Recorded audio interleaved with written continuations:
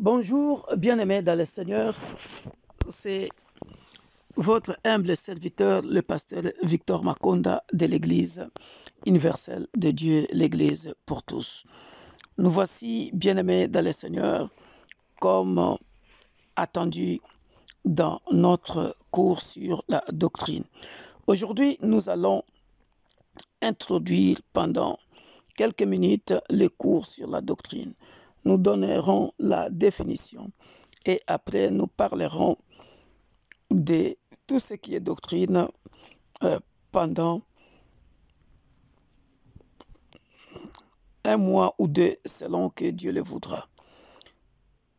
Mes salutations à tous les bien-aimés, frères et sœurs de l'Église universelle de Dieu, l'Église pour tous, vous tous qui êtes inscrits dans l'école de ministère et vous tous qui appartiennent à l'Église corps du Christ. Soyez bénis abondamment. Nous insistons et nous répétons encore que nous faisons tous ces cours pour éviter des bavures dans l'Église corps du Christ. Les cours sur les doctrines est tellement important que je vais attirer l'attention de tout le monde pour suivre ces cours de près et surtout de tout votre cœur. Apprendre ça de tout votre cœur. Tout simplement parce que la doctrine a mis beaucoup de chrétiens en déroute. Ça a dérouté beaucoup de chrétiens. Beaucoup des êtres humains sont détruits à cause de la doctrine. Nous avons vu des nations porter de tels habits, se déchausser avant d'entrer dans l'église. Il y en a porté des foulards, il y en a porté parce que quand on est homme spirituel, on devient influent sur les gens. Quand on est leader spirituel, on devient influent sur les gens. Et les gens sont facilement aveuglés à cause de leurs difficultés. Ils peuvent suivre une doctrine ou une autre sans vérifier la parole de Dieu. Certaines doctrines ont détruit beaucoup de religieux, beaucoup de chrétiens. Voilà pourquoi j'attire votre attention de me suivre de près afin d'éviter des bavures et de comprendre au travers la leçon sur ou les leçons sur la doctrine ce que vous n'avez jamais compris auparavant. Que Dieu vous bénisse. Nous allons prier. Tendre Père, nous voici encore dans cette école du ministère où nous allons partager ta parole sur la doctrine. Aide-nous dans les recherches et dans tes inspirations divines afin de composer des leçons dignes de son nom pour élever ton peuple, équiper ton peuple dans la dignité du nom de Jésus-Christ. Au nom puissant et glorieux de notre Sauveur et Seigneur Jésus-Christ, nous disons Amen. Alors, la doctrine, j'ai cherché la définition. Aujourd'hui, nous allons parler de la définition. Après, nous allons parler des différentes doctrines que nous allons traiter dans ces cours. Le mot doctrine se définit comme ceci. D'après le dictionnaire, ça vient du latin. Doctrina, qui veut dire tout simplement enseignement. C'est un ensemble d'affirmations et de principes dans lesquels un homme exprime son interprétation de faits et formule la leçon des expériences qui dirigent sa conduite. Voilà pourquoi, au travers de cette définition, bien-aimés dans le Seigneur, nous pouvons comprendre que la doctrine peut être toute une philosophie qu'une personne influence sur les gens conçoit par rapport aux faits qu'il veut établir sur les gens et les diriger ainsi. Une autre définition encore du mot doctrine. Ensemble des notions qu'on affirme être vraies et par lesquelles on prétend fournir une interprétation, par lesquelles on... Ainsi donc, bien-aimés dans le Seigneur, lorsque nous prenons la deuxième définition, qui veut dire tout simplement ensemble des notions qu'on affirme être vraies et par lesquelles on prétend fournir une interprétation de faits orientés ou dirigés pour diriger l'action, qui fait toutes ces choses-là, c'est une personne. Ensemble des notions qu'on affirme, qui affirme, c'est une personne, qui affirme si ces notions-là sont vraies et par lesquelles on prétend fournir une interprétation. Qui fournit l'interprétation, c'est toujours l'homme. L'interprétation de faits. Il l'oriente et le dirige pour diriger une action. Qui fait tout cela? C'est l'homme. Donc vous voyez, par la doctrine, l'homme a la capacité d'interpréter le fait et influencer toute une génération, influencer tout un peuple. Voilà pourquoi il faut faire attention à ce qu'on appelle la doctrine. Or, ça, j'ai donné la doctrine selon, naturellement, la doctrine selon le dictionnaire. Mais maintenant, la doctrine selon la Bible, c'est autre chose.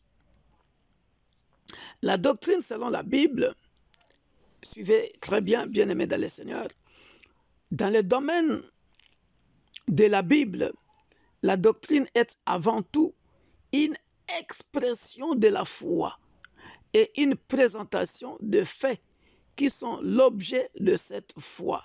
Vous voyez que ça commence à changer. Dans la doctrine selon la Bible, ici, on parle avant tout d'une expression de la foi. C'est-à-dire lorsque Dieu va appeler quelqu'un, l'homme de Dieu doit mettre sa foi en ce que Dieu lui a dit.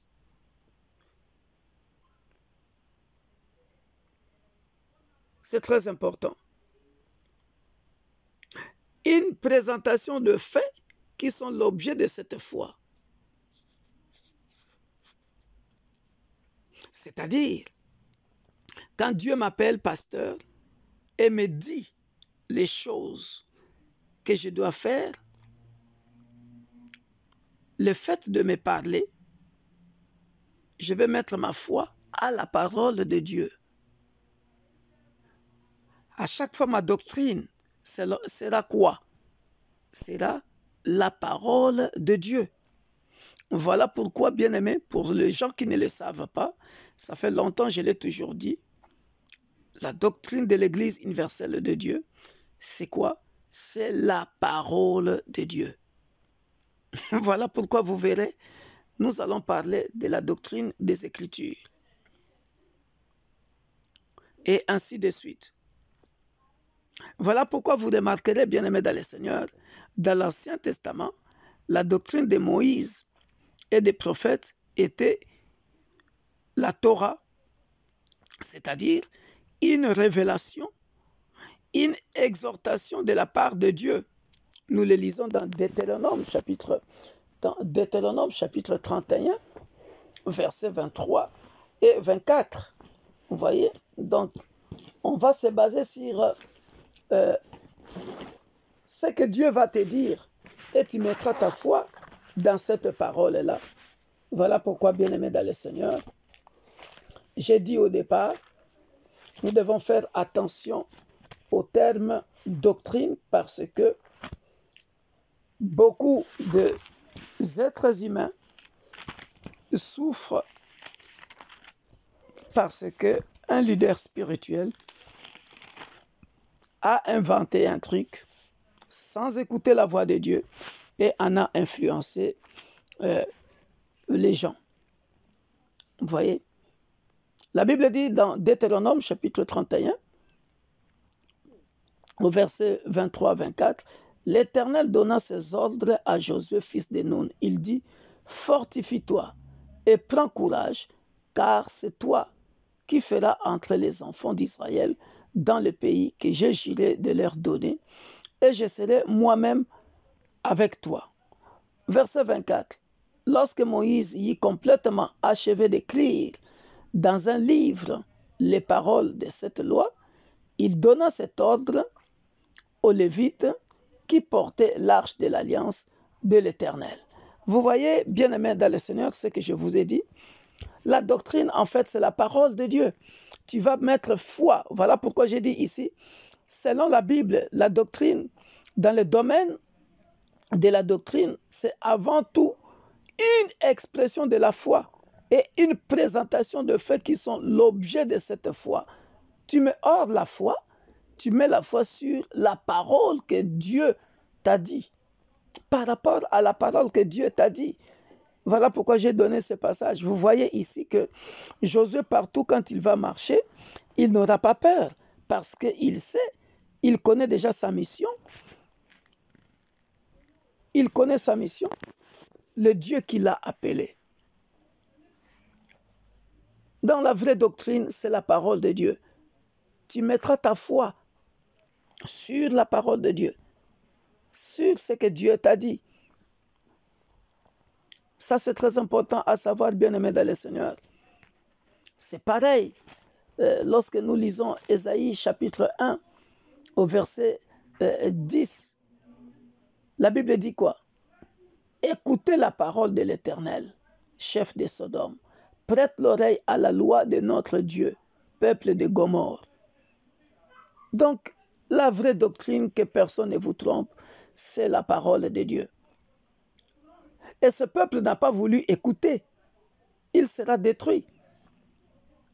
Voilà pourquoi, même dans le monde, on a parlé de l'interprétation. On a parlé de l'interprétation de faits que la personne va orienter, va diriger. Voilà. Donc, la doctrine, c'est ça. À chaque fois, tu dois être dirigé par la parole de Dieu. Qu'est-ce que la parole de Dieu te dit? C'est ça la vraie doctrine. Pas selon toi. Pas selon toi. Mais selon ce que Dieu est en train de te dire. Selon ce que Dieu est en train de te dire. Voilà pourquoi, bien-aimés dans le Seigneur, nous devons comprendre cela. C'est très important. Nous venons, ça c'est dans l'Ancien Testament. Dans le Nouveau Testament, il n'y a pas lieu de distinguer entre enseignement, instruction et doctrine. Pourquoi? Parce que dans le Nouveau Testament, nous voyons Jésus lui-même, qui est la parole, enseignait avec autorité. Il enseignait quoi? La parole. Et la foule était frappée de sa doctrine. La Bible le dit. La foule était frappée de sa doctrine. Hein? Pourquoi? Parce qu'il enseignait la vraie parole.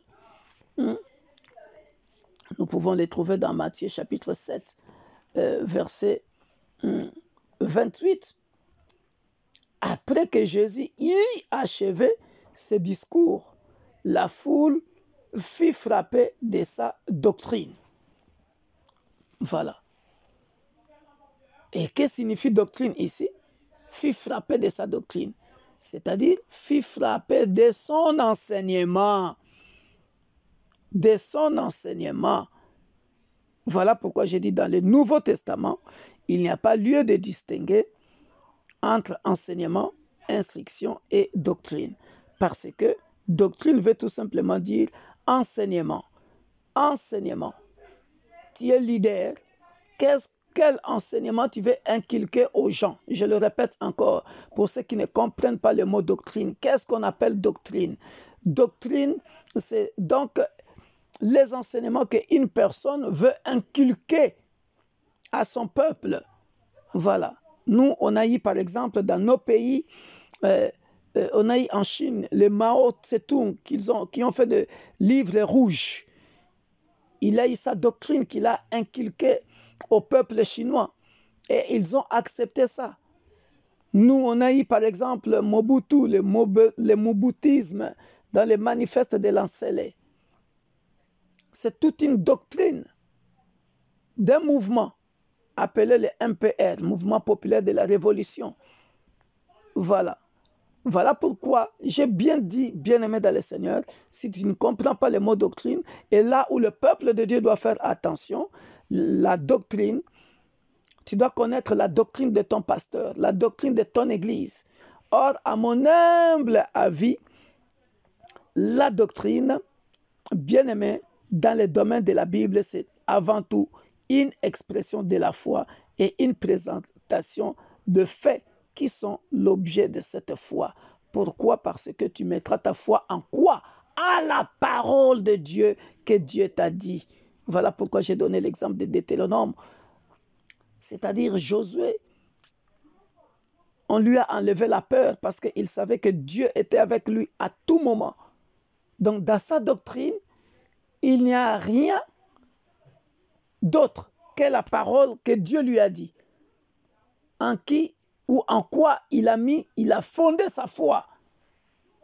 Voilà pourquoi, dans le Nouveau Testament, quand Jésus lui-même, au commencement était la parole était avec Dieu, la parole était Dieu, comme vous le savez, lui-même, sa doctrine c'est quoi?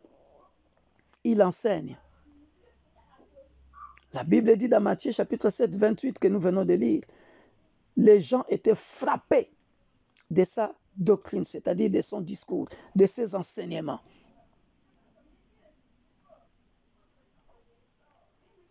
Révélateur de la vérité divine. Jésus dit quoi? Il dit, ma doctrine n'est pas de moi. Ma doctrine n'est pas de moi. Il dit aux Juifs, si quelqu'un veut faire la volonté de Dieu, il connaîtra si ma doctrine est de Dieu. Voilà.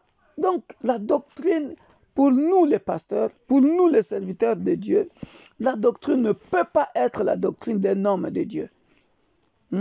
Beaucoup des hommes de Dieu ont fait la cacophonie, ont dévié les chemins des enfants de Dieu. Vous verrez, moi, pasteur Victor Makonda, ma doctrine, c'est la doctrine de Jésus-Christ, c'est-à-dire la parole de Dieu. La parole de Dieu. Je l'ai déjà dit, sauf que je ne l'ai jamais expliqué. Mais maintenant, aujourd'hui, dans ces cours, je suis en train de bien expliquer ça pour que vous tous qui êtes étudiants dans l'Église universelle de Dieu, l'Église pour tous, vous puissiez savoir que notre doctrine, c'est la parole de Dieu. Il ne faut pas qu'elle soit mal interprétée. À partir du moment que la parole de Dieu devient mal interprétée, c'est là où il y aura des bavures. Parce que Jésus-Christ lui-même dit, dans Jean chapitre 7, nous allons voir ça, que ma doctrine, c'est faire la volonté de Dieu. Hein? C'est clair. Hein? Jean chapitre 7.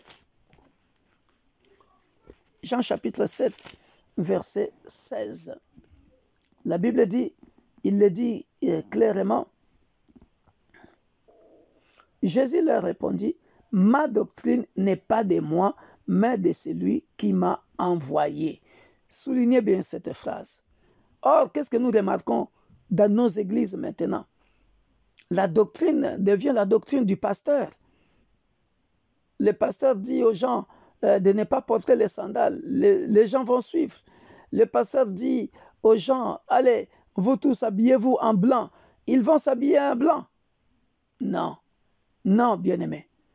La vraie doctrine, Jésus-Christ le dit bien.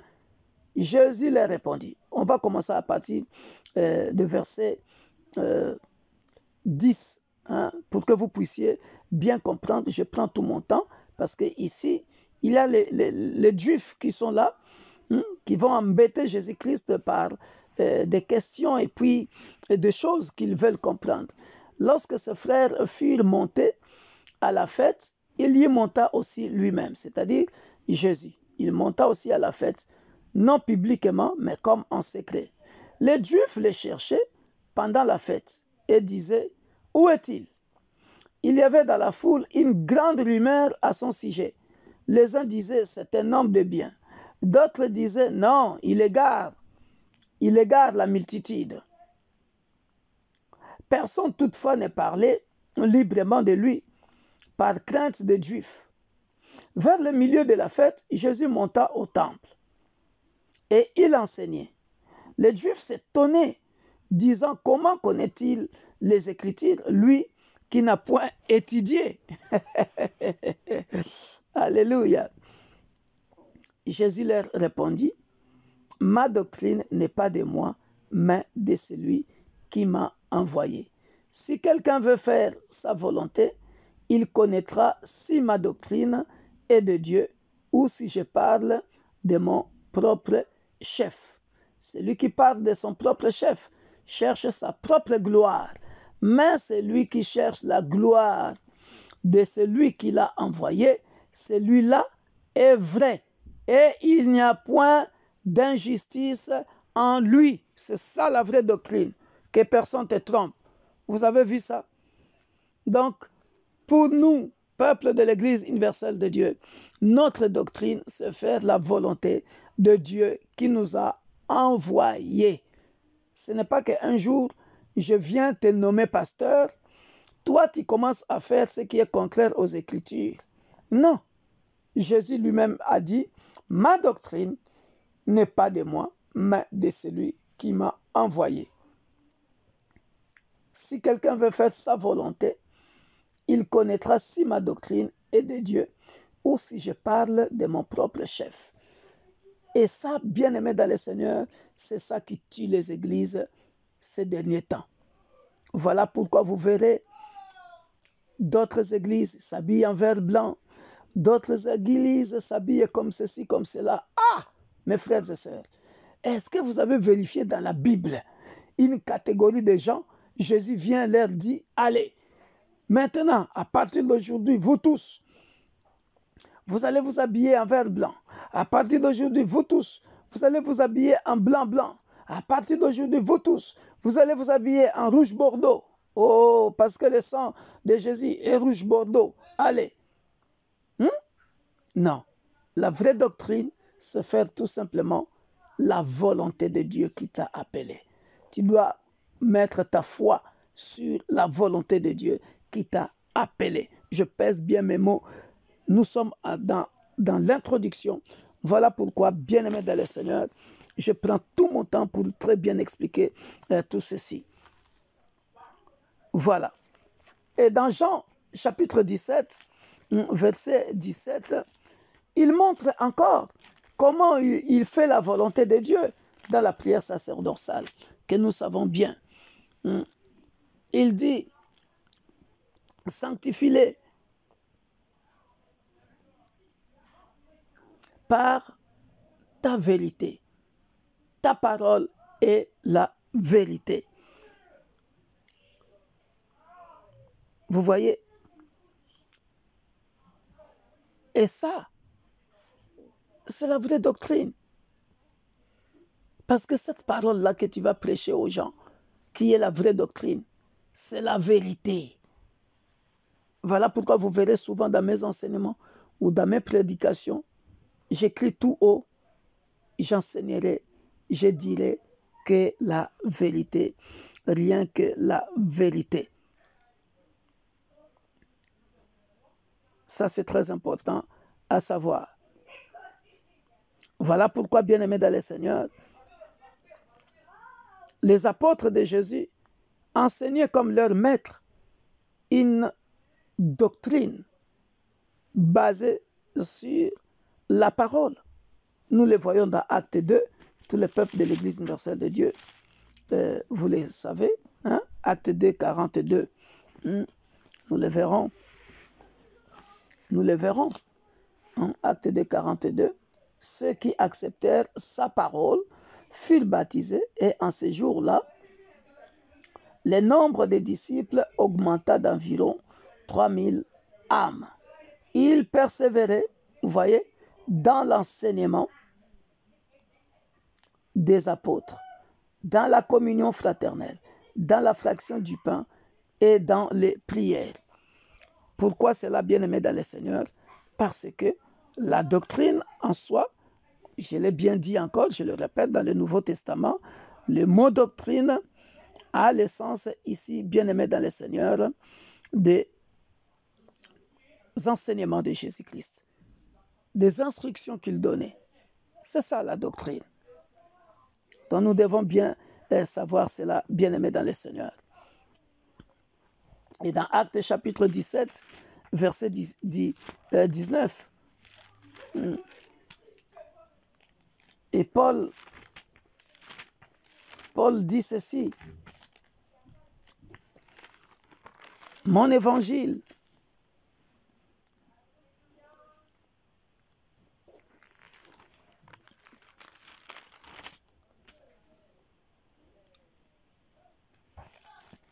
Paul dit, alors ils prirent et le menèrent à l'Aréophage en disant, pourrions-nous avoir quelle est cette nouvelle doctrine que tu enseignes? Pourrions-nous savoir quelle est cette nouvelle doctrine que tu enseignes? Car tu nous fais entendre des choses étranges. Nous voudrions donc savoir ce que cela peut être. Or, tous les Athéniens et les étrangers demeurant à Athènes ne passaient leur temps qu'à dire ou à écouter des nouvelles. Voyez, bien-aimés dans le Seigneur, ici, on est en train de demander en quelque sorte à Paul d'expliquer sa doctrine. Qu'est-ce que tu veux nous enseigner? C'est qui cet homme de Jésus que toi tu enseignes aux gens? C'est qui? Parle-nous, nous voulons savoir. Nous voulons savoir. Nous voulons savoir. Or, lorsque vous revenez en arrière, vous verrez qu'il s'entretenait donc dans la synagogue au verset 17 avec les Juifs et les hommes craignant Dieu et sur la place publique chaque jour avec ce qu'il raconterait. Quelques philosophes épicuriens et stoïciens se mirent à parler avec lui et les uns disaient, que veut dire ce discoureur?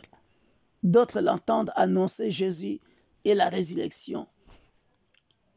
Disaient, il semble qu'il annonce des divinités étrangères. Vous voyez, la doctrine de Paul n'était rien d'autre que de parler de Jésus. Voilà pourquoi les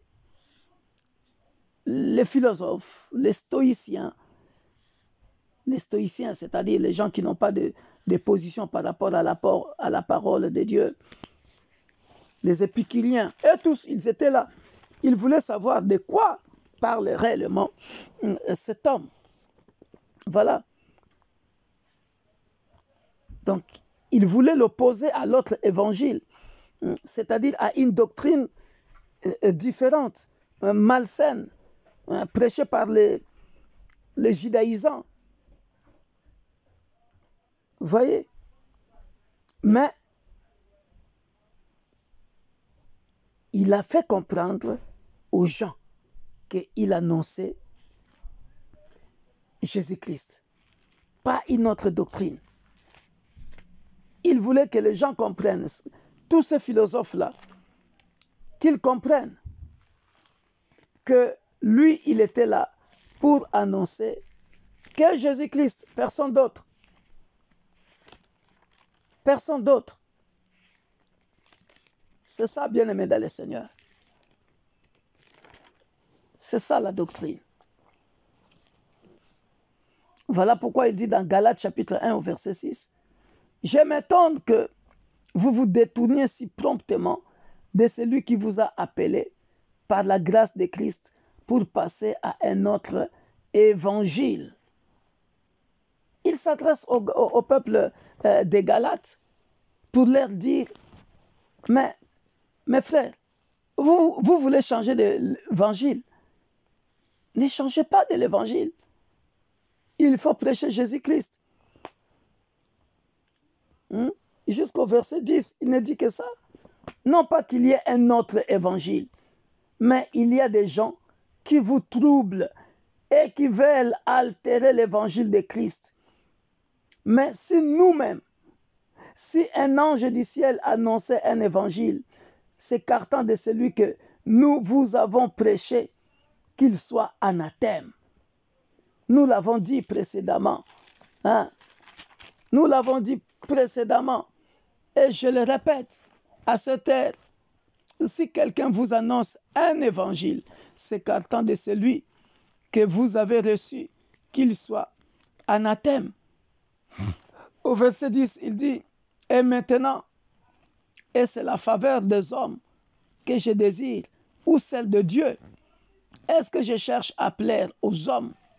Si je plaisais encore aux hommes, je ne serais pas serviteur de Christ. » Je vous déclare, frères, que l'évangile qui a été annoncé par moi n'est pas de l'homme, car je ne l'ai reçu ni appris d'un homme, mais par une révélation de Jésus-Christ. Ceux qui connaissent mon ministère se base sur ça. Bien-aimé dans le Seigneur, l'évangile que moi, le pasteur Victor Makonda, je l'ai reçu pas par un homme, mais par révélation. Et je prêche très souvent par révélation. Je peux me tenir là debout. Le Saint-Esprit me parle et je n'annonce que ce qu'il me parle. Voilà pourquoi ici, l'apôtre Paul, bien-aimé, le dit clairement.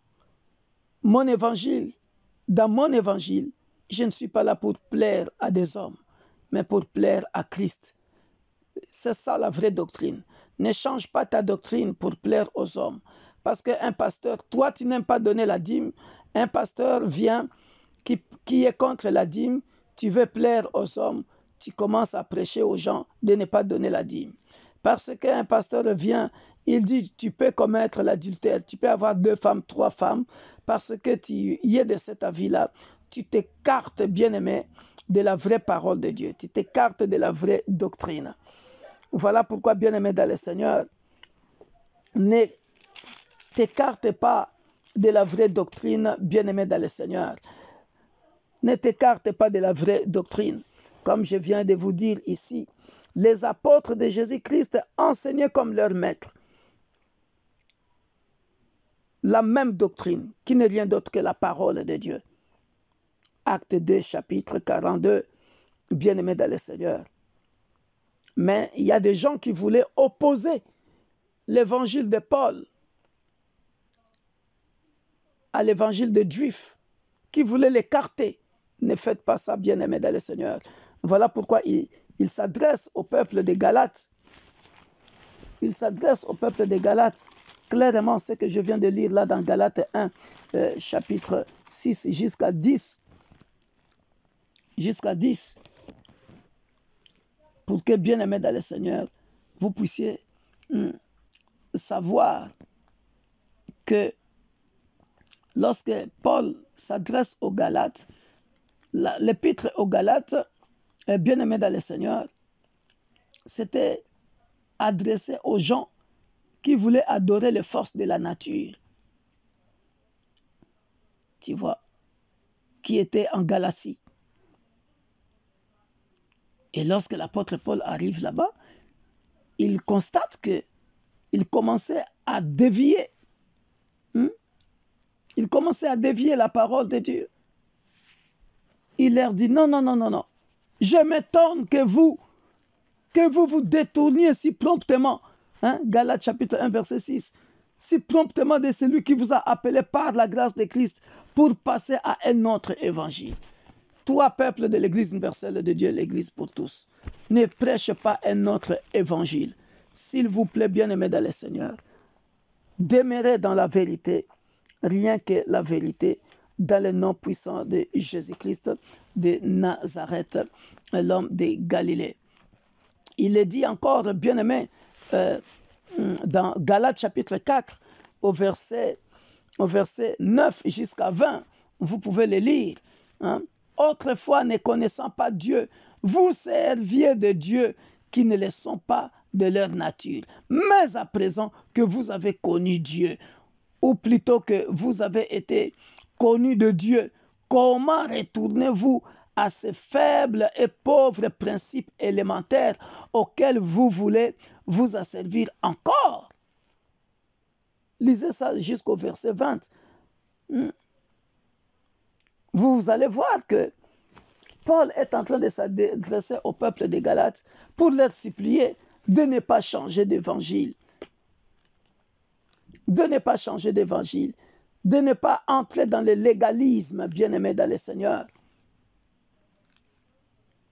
C'est très important, bien-aimé.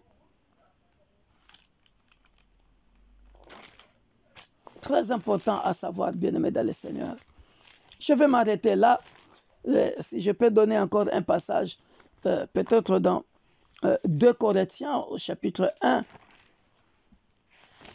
ou au chapitre 1, au verset 5.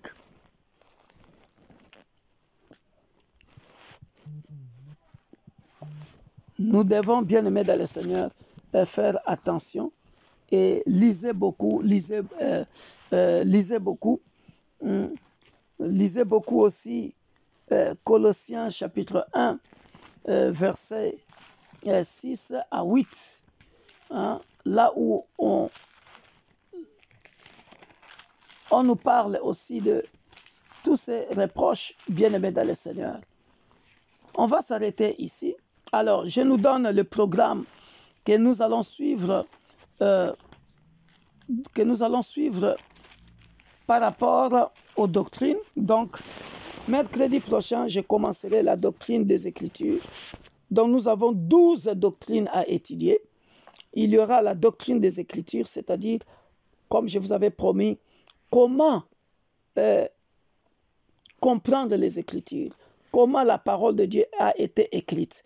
Nous savons tout simplement que la parole de Dieu c'est des paroles inspirées. Mais comment cela s'est passé? On en parlera. Quels sont les outils qu'on a utilisés pour écrire la parole? On en parlera. Bien que j'ai déjà donné une introduction là-dessus quand j'avais prêché, si j'ai encore bonne mémoire, pourquoi nous devons lire la Bible. Après, deuxième, nous verrons la doctrine de Dieu le Père. 3, la doctrine de Jésus-Christ. 4, la doctrine du Saint-Esprit. 5, la doctrine de l'homme. 6, nous étudierons la doctrine du salut. La doctrine d'expiation. 7. 8, la doctrine de l'Église. 9, la doctrine des anges, parce qu'il y en a beaucoup qui ne croient pas au ministère des anges. 10, la doctrine des démons, parce qu'il y a des gens qui nous critiquent, nous qui faisons la délivrance. Et vous voyez des démons partout, mais nous en parlerons. La doctrine de l'enfer, il y a des gens qui ne croient pas que l'enfer existe, nous en parlerons. Et la doctrine des dernières choses, c'est-à-dire du temps dernier. Beaucoup ne croient pas que Jésus reviendra, ne croient pas à l'avènement du Seigneur. Donc nous parlerons. Tout ça sont des doctrines qui sont bien expliquées dans la parole de Dieu, que tout homme de Dieu, toute église. Donc les 12 points de doctrine que nous allons étudier, c'est ça qui fait l'église.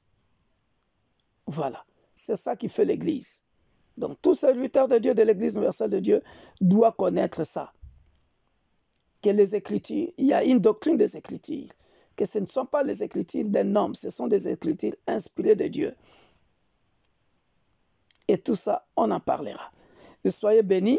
C'était l'introduction sur les cours de la doctrine que je vous ai promis. Et soyez bénis dans le puissant nom glorieux de notre Sauveur et Seigneur Jésus-Christ. Nous disons Amen. C'était votre humble pasteur Victor Makonda de l'Église universelle de Dieu, l'Église pour tous. Bye bye. À la prochaine.